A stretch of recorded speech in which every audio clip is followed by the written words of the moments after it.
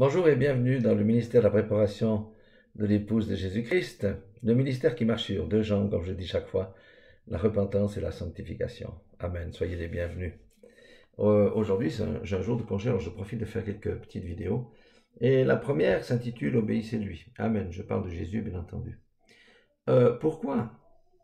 Eh bien d'abord, pour comprendre pourquoi ce thème, il faut se rendre dans l'Ancien Testament, dans Deutéronome, chapitre 5, verset 1.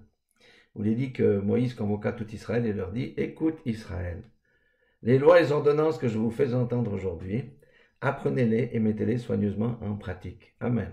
J'aime le soigneusement. Amen. Avec Moïse, c'est la loi qui est venue, mais nous savons que la loi n'amenait personne à la perfection. Que la loi, c'était l'ombre des choses à venir. Alors, lorsque Jésus est venu sur cette terre, vous savez qu'avec Jésus, c'est la grâce et la vérité qui sont arrivées sur la terre. Et tout ça pour notre plus grande faveur. Amen. Donc dans Matthieu 17, il est dit ceci, dans cet épisode qui s'appelle la transfiguration, où le Seigneur est monté sur la montagne avec Pierre, Jacques et Jean. Et il est dit ceci, comme il parlait encore, donc Jésus, une nuée lumineuse les couvrit, et voici une voix se fit entendre de la nuée ces paroles. Celui-ci est mon fils bien-aimé, en qui j'ai mis toute mon affection. Écoutez-le. Amen. Alléluia. Pourquoi Dieu a-t-il dit faire ça? Ben parce qu'au temps de Jésus, les gens écoutaient encore Moïse, ils étaient encore sous la loi. Amen. Et il a dit à ses disciples qui étaient des juifs, oui, Moïse c'est bien, mais maintenant c'est mieux, écoutez tout ce qu'il vous dira. Pourquoi? Parce que avec Jésus, le monde est entré dans une nouvelle alliance bien supérieure et bien plus favorable pour nous tous, puisque nous les gentils, nous avons pu entrer grâce au rejet de Christ par le peuple d'Israël. Amen. Donc écoutez-le. Amen. Alléluia. Et c'est pour ça qu'on se doit d'écouter les paroles de Jésus. Pas la parole des théologiens, pas les paroles des hommes, c'est la parole de Christ. Amen. Du reste, Jésus lui-même a dit dans Jean 13, verset 17, il a dit, « Si vous savez ces choses, vous êtes heureux pourvu que vous les pratiquiez. » Il parlait là du lavage de pieds. Pourquoi? Parce que le disciple n'est pas plus grand que le maître. Amen. Et surtout dans Jean 15, 14, Jésus a dit, « Vous êtes mes amis, si vous faites ce que je vous commande. » Amen. Alléluia. Vous voyez, tout le monde est prêt à accepter Jésus Sauveur, mais il faut aussi accepter Jésus Seigneur. Le Jésus qui dirige notre vie, le Jésus qui est à la première place. Amen. Alléluia. Et même Jésus a dit dans Luc 6, 46, « Pourquoi m'appelez-vous Seigneur, Seigneur, et ne faites-vous pas ce que je vous dis ?» Alléluia. Voilà pourquoi il est tellement important d'écouter les paroles de Jésus. Dans certaines Bibles, même les paroles de Jésus sont mises en rouge. Et il est bon de relire les paroles de Jésus-Christ. Amen. Parce que nous vivons dans les temps de la séduction. Et celui qui mange, qui boit, qui médite, qui mâche les paroles de Jésus ne sera jamais séduit. Au nom de Jésus-Christ. Amen. Il y a Jacques 1, 22 aussi qui est un verset très intéressant où il dit « Mettez en pratique la parole et ne vous bornez pas à l'écouter en vous trompant vous-même par de faux raisonnements. » Voyez ceux qui disent « C'est par la foi que nous sommes sauvés sans rien faire » se trompent par des faux raisonnements parce que la foi conduit à l'obéissance de la parole de Dieu, des paroles de Christ. Amen. Bon, j'aimerais parler spécifiquement aussi dans ce thème des faux raisonnements. Et on doit écouter ce que Jésus a dit. Jésus a enseigné Paul, et il y a aussi bien entendu des paroles de Jésus, des paroles de Paul. Vous savez, dans les faux raisonnements, il y a un premier gros faux raisonnement qui est extraordinaire, c'est « Dieu connaît mes faiblesses ». Et alors? Oui, il les connaît, mais le sacrifice de Christ nous a donné le moyen de les vaincre. Amen. Dieu ne veut pas que nous restions dans nos faiblesses. Les personnes qui disent « Dieu connaît mes faiblesses », c'est parce qu'ils n'ont surtout pas envie de changer. Ça, c'est une réalité. Vous savez pourquoi? Parce qu'ils vivent selon la chair. Romains 8, 31 dit quoi? « Si vous vivez selon la chair, vous mourrez. » De quelle mort s'agit-il? De la seconde mort, bien entendu. Mais si par l'esprit, vous faites mourir les actions du corps, vous vivrez. Ailleurs, Jésus a dit, mais si tu ne perds pas ta vie, tu ne pourras pas la retrouver. Ça veut dire la vie éternelle. Amen. Si tu n'acceptes pas de perdre la vie dans les choses de ce monde ou ton attrait pour le monde, ben, tu pourras jamais retrouver la vie éternelle. Amen. Donc les faiblesses, Dieu connaît, oui, mais Dieu ne veut pas que nous restions sur nos faiblesses. Ça, c'est la vérité. La réalité, c'est que c'est dur avec nos faiblesses, mais la vérité, c'est que Dieu dit que si nous vivons selon la chair, nous allons mourir. Mais si par l'Esprit, nous faisons mourir les actions du corps, nous allons vivre. Amen. Pourquoi? Parce que lorsqu'on est en Christ, on a Christ qui vit en nous, et Christ est une aide pour nous aider à faire mourir les actions du corps. Amen. C'est un premier faux raisonnement. Il y en a un deuxième qui est magistral. Il m'a fallu des années pour comprendre ce mensonge. La Bible dit, Dieu est amour, c'est vrai, voyez, mais il ne peut pas vouloir faire de mal à ses créatures. Dieu ne peut pas faire du mal à ses créatures. Bon, alors, que dit le Seigneur? Sous-entendu à ceux qui lui appartiennent, ça veut dire à ceux qui se réclament de ses fils. Apocalypse 22,12 dit quoi? Il dit, voici, je viens bientôt. C'est Jésus qui parle, hein? Et ma rétribution est avec moi pour rendre à chacun selon ce qu'est son œuvre. Amen. Si tu as vécu dans la fornication, tu seras rétribué selon ton œuvre. Amen. Mais ça, c'est pour le futur. Voyez? Ça, c'est pour le futur. Il y a un verset qui est beaucoup plus contemporain, c'est Romains 2,4. Il dit, où méprises-tu les richesses de sa bonté, de sa patience, de sa longanimité, ne reconnaissant pas que la bonté de Dieu te pousse à la repentance. Verset 4. Vous voyez comment Dieu est bon? Il est patient pour nous amener à la repentance de nos mauvaises voies. Mais verset 15, voyez l'avertissement qu'il donne à tous ceux qui se réclament de Christ. Mais par ton endurcissement et par ton cœur impénitent, ça veut dire qu'il ne veut pas se repentir, tu t'amasses un trésor de colère pour le jour de la manifestation du juste jugement de Dieu qui rendra à chacun selon ses œuvres. C'est quoi la sentence ici? Réservant la vie éternelle à ceux qui, par la persévérance à bien faire, cherchent l'honneur, la gloire et l'immortalité, mais l'irritation et la colère à ceux qui, par esprit de dispute, sont rebelles à la vérité et obéissent à l'injustice. Amen. Ça veut dire simplement, il y aura un tri qui va se faire, les uns iront à la vie éternelle, les autres seront jetés dans le lac de feu, ce qu'on appelle l'enfer, pour y périr, c'est ce que la parole déclare. Amen. Voyez, Dieu est amour, il ne peut pas vouloir faire de mal à ses créatures. Qu'est-ce qu'il dit aussi dans Deutéronome 32-39. Sachez donc que c'est moi qui suis Dieu. Bon, ben ça on le sait, mais enfin il le dit, hein. Et qu'il n'y a point de Dieu hors de moi, ou près de moi. Je fais vivre et je fais mourir. Ah bon, ça c'est nouveau. Hein, pour tous ceux qui ont l'évangile sucrète, la sucrée, qui disent non, Dieu ne peut pas faire mourir. Il dit, c'est moi qui fais vivre et qui fais mourir. Je blesse et je guéris. Ah bon, Dieu est capable de blesser. On connaît surtout que Dieu est capable de guérir, mais Dieu est blessé. Ça on connaît moins, hein. Et personne ne délivre de ma main. Amen. Voyez, ces demi-vérités sont des mensonges, en fait, qui induisent les gens en erreur. Dieu est tellement amour qu'il a arraché les yeux de Samson. Dieu est tellement amour qu'il a tué le fils de David, issu de l'adultère avec Bathsheba. Dieu est tellement amour qu'il a lâché Saül. Alléluia, voyez les exemples. Dieu est tellement amour. Qu'est-ce qui est arrivé à Ananias et Saphira? Des gens qui parlaient en langue, qui avaient l'esprit et tout ça. Ils ont été punis de mort parce qu'ils ont menti au Saint-Esprit. Alors, Dieu est amour, c'est vrai. Dieu est un juste juge aussi. Ça, il faut que le monde chrétien moderne comprenne que Dieu est un juste juge aussi. Il n'est pas qu'un Dieu d'amour. Amen.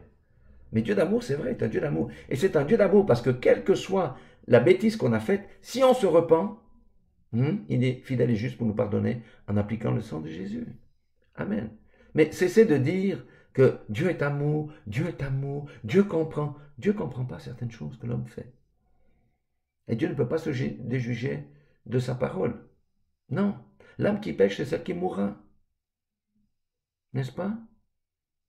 Jésus a dit, ne craignez pas ceux qui peuvent tuer le corps, mais craignez ceux qui peuvent tuer l'âme et le corps dans la géhenne. Amen. Dieu est amour. Dieu est patient, c'est vrai. Dieu est patient et riche en bonté, lent à la colère. Mais un jour, la colère va se lever dans la vie de quelqu'un. S'il continue d'être de l'autre côté de la barre, de la ligne rouge. Amen. Donc, il faut bien équilibrer la parole de Dieu. Il y a ceux qui disent que Dieu est qu'un Dieu de jugement. C'est pas vrai. Dieu est un Dieu plein d'amour. Et ceux qui disent que Dieu n'est qu'amour, ils tombent dans le fossé tout comme les autres. Nous devons être équilibrés dans la parole de Dieu. Amen. Il y a Aussi un autre piège. Bon, il y a des gens qui ont vécu des choses tellement difficiles que nous entendons quand nous travaillons avec ma femme dans la délivrance, et surtout ma femme qui entend ces choses. Mais moi aussi, j'entends des fois des histoires tellement tristes que c'est difficile. Et vous voyez, il y a des gens qui disent, Dieu connaît, mais ça, je ne peux pas lui pardonner. Ah non, non, non, non, non. Ce qu'il m'a fait là, ces abus-là, je ne peux pas les pardonner. Et on peut comprendre parce que c'est tellement dur, c'est tellement moche, c'est tellement horrible. On peut comprendre. Ça, c'est la réalité. Mais la vérité dans Matthieu 6,15, c'est, mais si vous ne pardonnez pas aux hommes, votre Père ne vous pardonnera pas non plus vos offenses. Le pardon n'est pas une option. Ça prend du temps. Des fois, ça nous prend 6 mois, hein, ou plus, pour ramener quelqu'un à pardonner à son bourreau. 6 mois. Mais quand le pardon a été vraiment accepté du cœur, la vie de la personne change. La vie de la personne change. Nous avons été témoins de ces choses-là. La vie de la personne change, les choses se remettent en droit. Le non-pardon est un blocage pour beaucoup de chrétiens. Amen. Et encore, il y a encore des frères et des sœurs qui ne peuvent pas se pardonner entre eux, c'est quand même un comble. Mais sachez que tant que quelqu'un ne pardonne pas son frère, sa sœur, ou son tortionnaire, ou celui qui lui a fait du mal, eh bien, il va rester bloqué. C'est une source de blocage. Amen. Maintenant, j'aimerais parler un petit peu du courage, de la vérité, de dire les choses, selon la parole de Dieu. Vous voyez, aujourd'hui, on entend dans les églises, bon, ces deux jeunes-là, tu sais, ils s'aiment, hein? Donc, le mariage est déjà prévu dans 6 mois. Alors bon, qu'est-ce que ça peut faire s'ils ont déjà des relations? Dieu n'est pas contre l'amour. Le Dieu d'amour ne peut pas être contre l'amour. Ça, c'est ce qu'on dit. Mais la vérité, c'est quoi? 1 Thessaloniciens 7,4 dit quoi?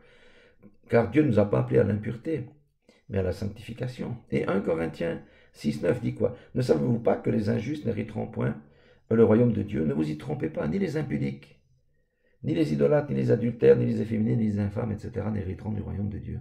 Quand on vit en concubinage, ça s'appelle comment? Sans être marié. C'est de l'impudicité, c'est tout.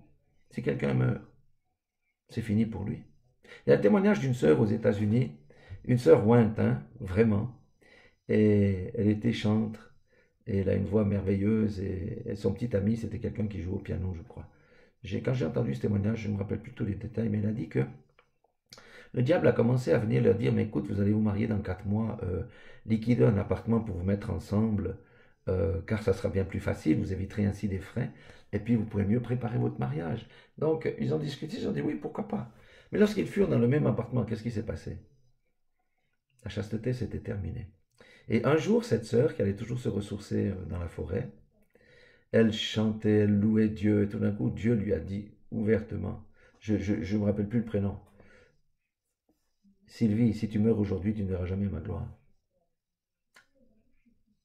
C'est Dieu qui lui a dit. Qu'est-ce qu'elle a fait? Elle n'a pas discuté avec Dieu, elle est rentrée à la maison, elle a dit à son chéri, prends tes affaires, va chez tes parents, et on se remettra ensemble lorsque nous serons mariés. Amen. Ça, c'est la vraie attitude. Vous savez que on manque d'amour. On dit que Dieu est amour, mais l'homme manque d'amour, le pasteur manque d'amour, le frère, la sœur manque d'amour quand on couvre le péché d'autrui. Ça, c'est un manque d'amour. On doit dire la vérité, on doit prêcher la vérité, même si ça fait... Mais oui, on doit aller contre ce que les gens aiment entendre. Amen. Vous savez, c'est la même chose que... Je vais dire une énormité, hein, mais ça, c'est pas très populaire. Hein? C'est Paul qui aime John. Bon. Dieu est amour, ils sont différents. Ni les efféminés, ni les homosexuels n'entreront dans le royaume de Dieu. C'est la parole de Dieu qui le dit. Vous n'êtes pas ce que vous ressentez, vous êtes ce que Dieu dit que vous êtes. C'est tout. Un homme est un homme, une femme est une femme, le mariage est sacré. Si quelqu'un a un problème avec ça, on traite, on appelle ça la délivrance. On prie, on chasse le mauvais esprit qui pourrit la vie de cette personne. Amen. Il y a des témoignages de nombreux homosexuels qui ont été délivrés. Personnellement, je n'ai aucun problème avec les homosexuels. J'aime bien discuter.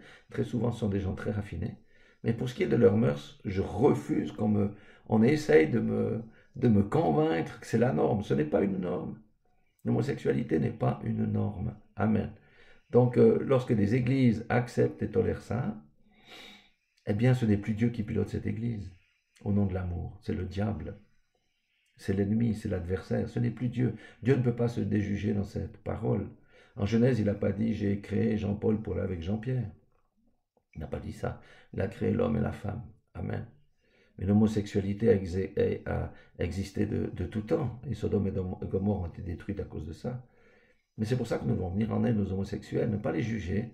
C'est un choix personnel. Et des fois, c'est même pas un choix personnel. C'est quelque chose qui vient de choses que ses ancêtres ont fait et qui ont pourri sa vie. Mais grâce à la prière, on peut mettre la vie de quelqu'un, s'il le désire, en ordre. Mais en aucun cas, il faut les juger parce que Dieu nous a donné le libre arbitre. Au contraire, soyons pleins de compassion et proposons-leur la prière et amenons-leur à la vérité. C'est une question de choix. Si quelqu'un accepte, il sera délivré et ce mauvais esprit sera chassé. Voyez, l'homme trouve toujours plein d'excuses. C'est comme, je ne peux pas me marier parce que si je me marie, je perds le social.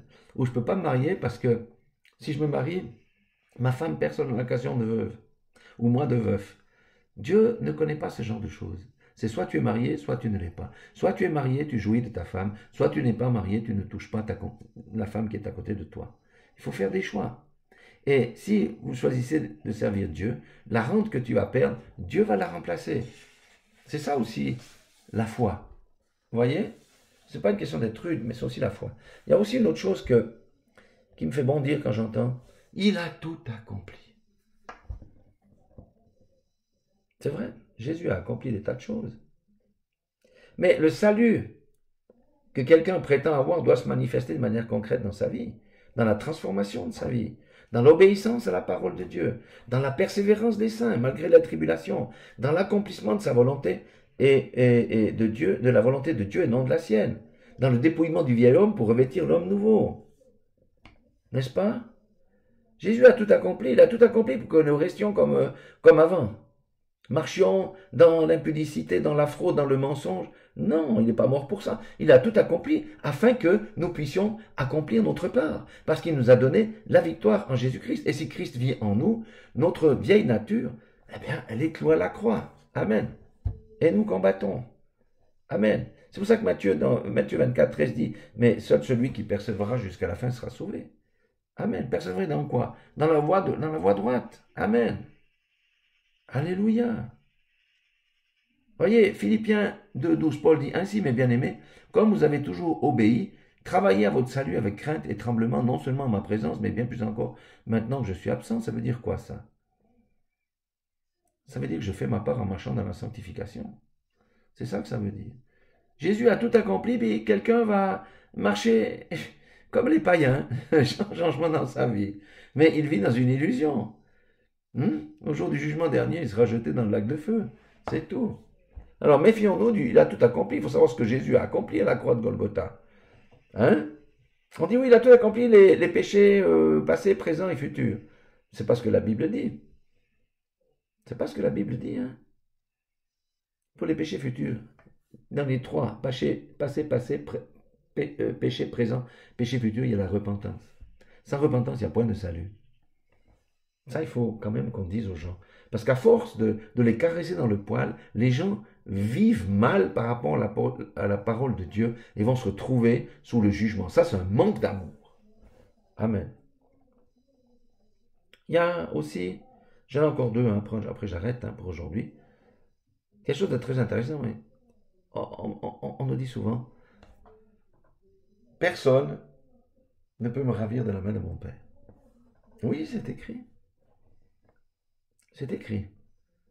Qu'est-ce que dit Hébreux 10, 38 aussi? Vous voyez, c'est écrit ça, mais Hébreux 10, 38 dit quelque chose. Dit, et mon juste vivra par la foi. Mais s'il se retire, mon âme ne prend point plaisir en lui. Amen. Nombreux sont dans le Nouveau Testament les exemples de personnes qui ont fait naufrage par rapport à la foi. Démas, Philette, Hyménée, tous ces gens-là, ils se sont retirés. Hein? Le diable ne peut pas arracher quelqu'un qui demeure en Christ, parce que Christ demeure en lui. Mais si la personne décide de son plein gré de sortir de l'alliance avec Christ, il peut le faire. Pourquoi vivre dans les illusions? L'évangile, c'est pas je prends le salut et je vis comme je veux. C'est j'accepte le salut et je vis selon ce que la parole de Dieu dit de vivre. C'est Jésus Sauveur et Jésus Seigneur. C'est pas Jésus Sauveur et moi je fais ce que je veux. Ça, ce sont des illusions qui conduisent les hommes et les femmes à la perdition. Ce sont des mauvais enseignements, tout simplement. Amen. Donc, voyez, même Matthieu 24, 12 dit, et parce que l'iniquité se sera accrue, la charité du plus grand nombre se refroidira. Et même Jésus a dit, lorsque le Fils de l'homme reviendra sur la terre, trouvera-t-il la foi? La foi, c'est pas croire avec la tête, hein? Non, non, non, non, non, non. La foi vient de ce qu'on entend vient de la parole de Dieu. Si la parole de Dieu dit quelque chose, c'est on la met en pratique. Si je ne la mets pas en pratique, ça veut dire que je suis incrédule par rapport à ce que la parole de Dieu dit. Les bénédictions de Dieu sont pour qui? Pour ceux qui sont en alliance avec lui, qui marchent dans la droiture, qui se repentent lorsqu'ils pêchent, parce que personne n'est parfait. Alléluia, personne n'est parfait. Qui est parfait ici? Qui n'a pas besoin de repentance? Personne. Jean a dit, Jésus a dit dans Jean, mais celui qui dit qu'il n'a point de péché fait Dieu menteur. C'est pourquoi le sang est disponible pour la repentance. Mais néanmoins, nous allons de progrès en progrès. La dernière chose, c'est un sujet qui est très délicat, c'est l'avortement. Ici, c'est très délicat, parce que ce sont des situations difficiles. Des gens disent, oh, c'est trop dur, ma fille doit avorter, ou je dois avorter, parce que le père de l'enfant n'a pas de travail, il ne fait rien, c'est un homme violent, etc. Ok, ça c'est les circonstances qui sont toujours très dures. Des fois, il y a des enfants qui sont conçus sous la violence, sous le viol. Des fois, c'est parce que, à cause de la chair, hein, tout simplement. Alors, la chose, c'est vrai que c'est dur, ça c'est la réalité, mais la vérité, c'est Exode 23 qui dit « tu ne tueras point ». Ça, c'est la vérité. La vérité, c'est Psaume 139, 13 et suivant qui décrit la conception d'un enfant, qui dit « c'est toi qui m'as formé mes reins, qui m'as tissé dans le sein de ma mère, tous mes jours m'étaient comptés, etc. » Donc, au moment où un enfant est compté, vient, il y a la conception qui se passe, il y a la vie, il y a un plan pour l'enfant de cette vie. Et on fait les avortements. Les avortements sont un peu techniques, hein, mais ce sont en fait des holocaustes au dieu Moloch, le dieu qui aime le sacrifice des enfants. Et vous voyez, la femme qui fait ça, des fois elle est sous la détresse, ou bien souvent c'est l'homme qui va encore la payer, lui dire je ne veux pas garder l'enfant, avorte, et la femme accepte, sauf que quand on tue quelqu'un, le sang de celui qui a été tué crie contre la personne, et il y a un esprit de mort qui a le droit de venir sur cette personne. Ça peut se manifester par des dépressions, par différentes choses, etc. C'est pourquoi si quelqu'un a commis cet acte, il faut se repentir et ne plus jamais faire ça. Amen. Et Dieu pardonne. C'est là qu'on voit que Dieu est un Dieu d'amour parce que Dieu pardonne. Et les gens font des actes comme ça sans savoir. Moi, je connais des jeunes femmes qui ont gardé leur enfant. Et quand vous voyez que l'enfant a 12 ans, quand l'enfant a 20 ans, on dit mais quel gâchis cet enfant, si cet enfant avait été sacrifié. Donc, vous voyez, il y a plein de, comment nous appelons ça, de faux raisonnements. Il ne faut pas se laisser tuer par les faux raisonnements. Les faux raisonnements nous emmènent loin de la parole de Dieu. Il nous faut simplement méditer la parole. Vous savez, la parole est une lampe à nos pieds. Le sentier sur lequel nous cheminons est un sentier qui est plein de trous. Plein de trous. Et des fois, il y a des grandes fosses avec des serpents dedans. Et on peut y tomber. Mais par la grâce du Seigneur qui chemine avec nous, eh bien, il se révèle à nous au travers de la parole. Et la parole nous permet d'éviter les traquenards. Pour tout ce qui est de la vie pratique, le livre des Proverbes est un livre magnifique parce qu'il donne toutes les indications pour l'éducation des enfants, par exemple. Voilà ce que je voulais vous dire.